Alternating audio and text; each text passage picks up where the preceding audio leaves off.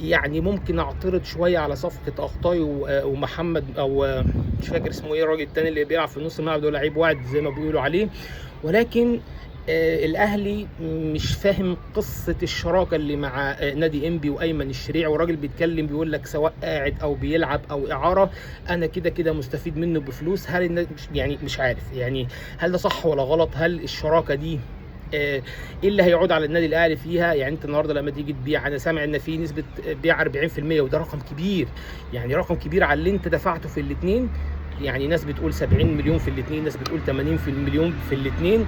ولكن كان نفسي الاهلي يجيبهم بيع نهائي وفكنا من قصه نسبه البيع والاهداف ولكن يعني هم طبعا الناس اللي بتدير، وعصام سراج راجل محترم جدا وراجل بروفيشنال جدا جدا وبيأدي عمله على اكمل وجه.